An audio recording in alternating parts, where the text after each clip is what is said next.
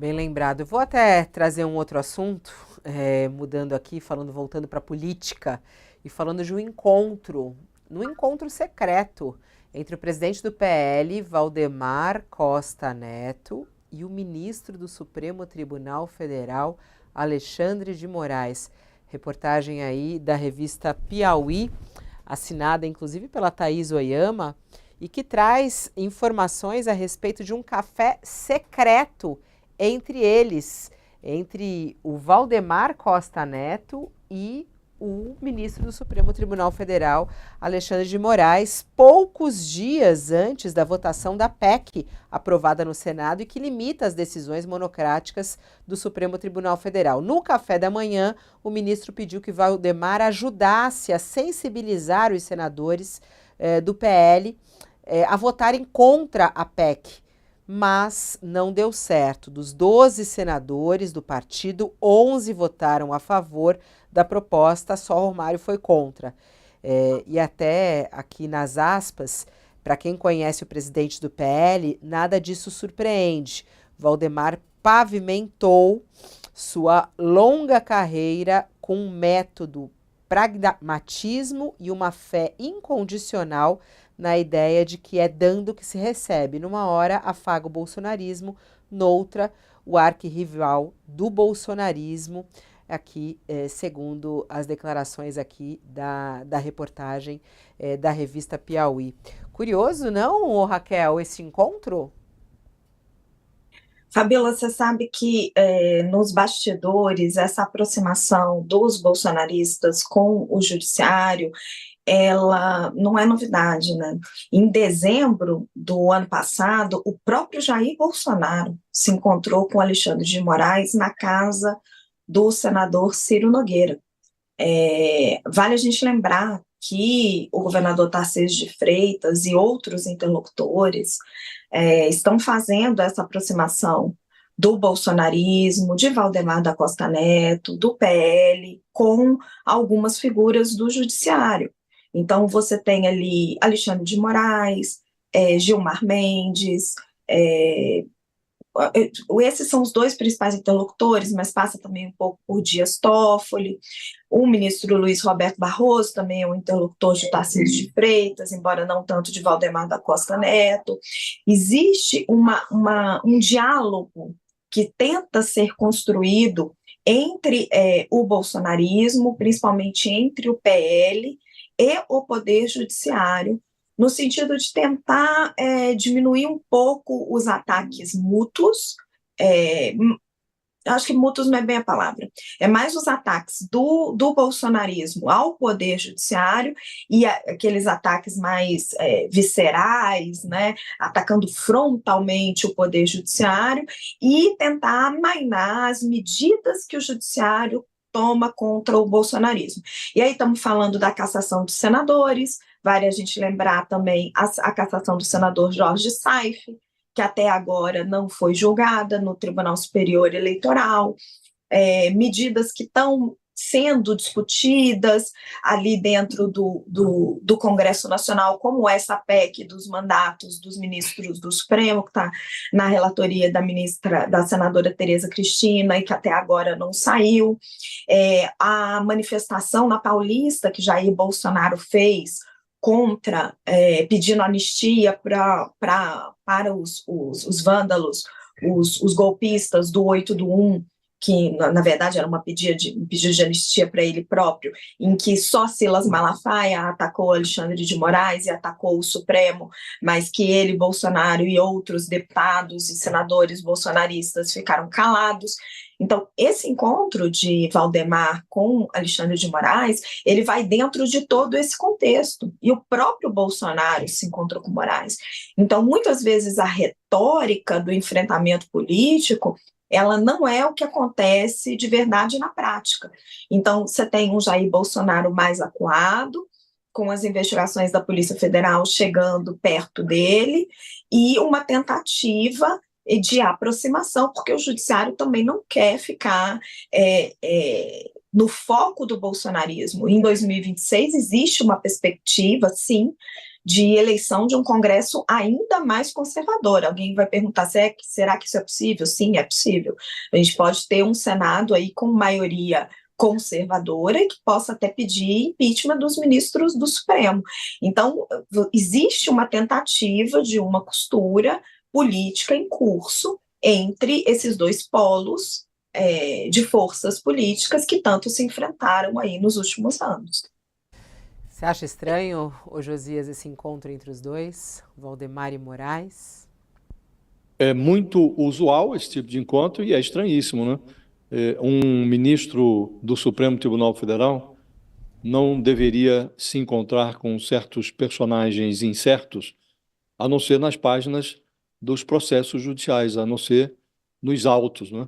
E esse tipo de encontro não condiz com a sobriedade que se exige de um magistrado da Suprema Corte, né? Mas hoje, no Supremo Tribunal Federal, algumas togas se comportam como se fossem senadores, articulam politicamente, participam de jantares com autoridades do Legislativo e do Executivo, confraternizam com empresários que têm causas a defender no Supremo Tribunal Federal. Tudo isso é muito inadequado, mas acontece mais do que seria razoável, né?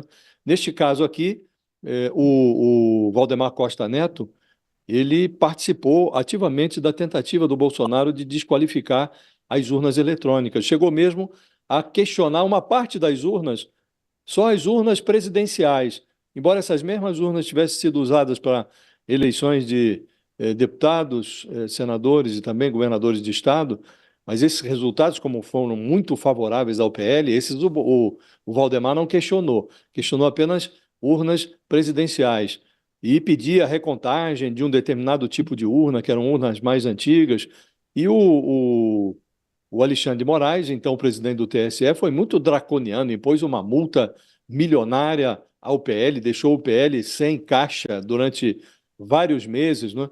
E agora você vê que, a pretexto de brecar uma proposta de emenda constitucional, que aliás passou no Senado, que limitava as decisões monocráticas do Supremo, decisões individuais tomadas por ministros sem submeter ao colegiado, que no Supremo é de 11 magistrados, né? A pretexto de travar a tramitação desse tipo de proposta, o Alexandre de Moraes se encontra com Valdemar Costa Neto, este personagem que já fez, inclusive, escala na cadeia, né? É um ex-presidiário, foi condenado no escândalo do Mensalão. E agora mesmo passou aí pela cadeia, depois foi uma prisão preventiva, que logo foi revogada, mas o Valdemar Costa Neto como que sentiu um prenúncio do que está por vir. Ele está muito enrolado aí em investigações que ainda estão em curso, né? É muito inadequado que um magistrado, sobretudo um magistrado que é hoje o relator geral da República no Supremo Tribunal Federal, que ele se encontre com um personagem assim, né? Mas, como disse, isso se tornou trivial, Fabiola. Alguns magistrados se comportam ali como se fossem senadores. Hoje mesmo, uma decisão noticiada pelo Globo, reportagem do jornalista Rafael Moraes Moura, ele mostra lá que o Alexandre de Moraes acabou de brindar, dias atrás, o Arthur Lira, presidente da Câmara, com uma decisão secreta. O Arthur Lira, às voltas com a votação desta proposta esdrúxula que converte o aborto, quando praticado na 22ª semana de gestação, em homicídio. Houve um tweet, uma postagem na rede X que classificava o Arthur Lira de estuprador, porque há uma denúncia aí de uma ex-mulher dele que se diz vítima de violência sexual. Ele já foi inocentado pelo Supremo nessa acusação, depois ele obteve decisões judiciais que vetavam publicações de reportagens com depoimentos da ex-mulher dele.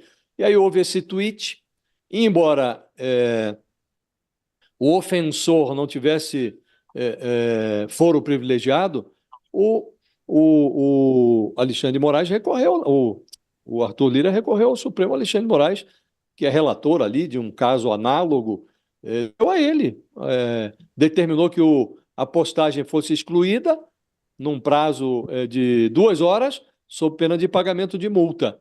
E a postagem foi excluída. Então, esses contatos privilegiados de terceiro grau, eles são muito comuns em Brasília, embora não devessem ocorrer dessa forma tão a miúde, Fabiola. Eu já estou até imaginando que o professor Walter Mairovich vai falar desse cafezinho aí entre Moraes e Valdemar. Manda ver, professor Mairovich. Solta, solta. Primeiro ponto, teria um Moraes presidente do Supremo Tribunal Federal, porque é o Supremo Tribunal Federal que fala em nome do tribunal para questões relativas de interesse do tribunal. Não é. Segundo ponto que foi levantado pelo Josias, trata-se de um condenado no mensalão, e eu vou aqui lembrar da pena branda que ele recebeu por corrupção. 7 anos e 10 meses. 7 anos e 10 meses. Valdemar foi contemplado por um indulto. E o indulto faz o quê? Apaga a pena, mas mantém o quê? A corrupção. Então, Valdemar da Costa Neto é um corrupto com trânsito em julgado. Um cidadão comum, um comum do povo, acho que não compraria um carro usado do Valdemar Costa Neto. E jamais se encontraria com ele, a não ser, evidentemente, se deixasse a carteira com o vizinho, alguma coisa nesse sentido. Valdemar da Costa Neto é um criminoso, tem antecedentes criminais. Quando um ministro se aproxima para isso, e ainda mais para fazer um pedido que não é legítimo constitucionalmente, porque essas decisões monocráticas são inconstitucionais, porque o Supremo é um colegiado, pode-se dar decisões urgentes, monocráticas, mas imediatamente analisadas pelo colégio.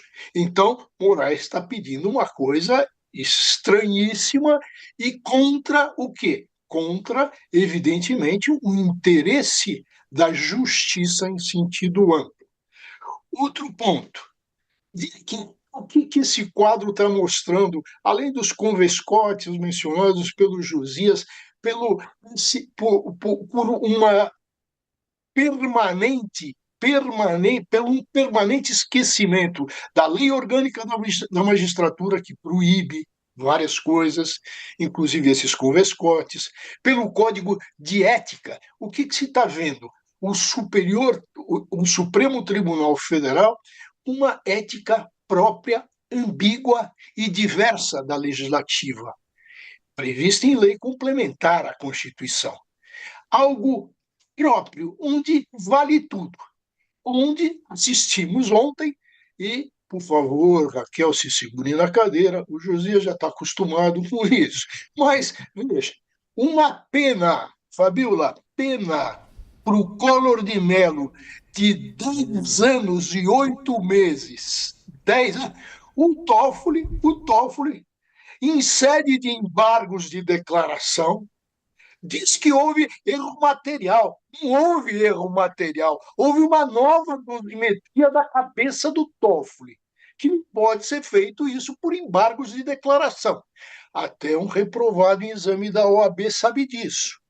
Então, a título de erro material, de rótulo errado, de fundamento errado, essa pena baixa para 4 anos em regime, atenção, aberto. O Supremo é isso, está se mostrando isso. Ética ambígua, que no popular significa perda de vergonha. Posso fazer uma observação rápida, Fabiola? Pode. É o seguinte, o Supremo foi uma das instituições, ou foi a instituição mais atacada no 8 de janeiro, né? Foi todo quebrado. E quando ele se coloca nessa situação, que tanto o Josias quanto o Walter colocaram tão bem, as decisões do ministro Dias Toffoli de anular diversas delações, de reduzir a pena desses corruptos, ou os encontros do ministro Alexandre de Moraes e de outros magistrados, as presenças em palestras, etc., etc., por mais que eles se defendam e digam que isso não influencie nas suas decisões, os magistrados colocam o Supremo Tribunal Federal numa posição de suspeição.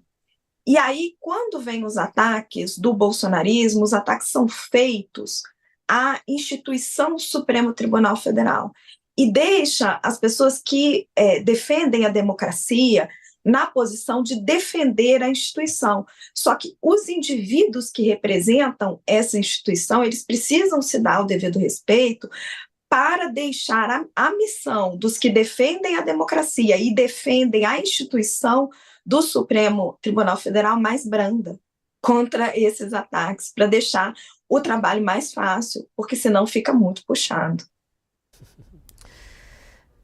Essas críticas aí que são feitas ao Supremo, né, elas vão ampliando ainda mais com esses comportamentos, como disse o professor Walter Mairovitch. 12h30. Vamos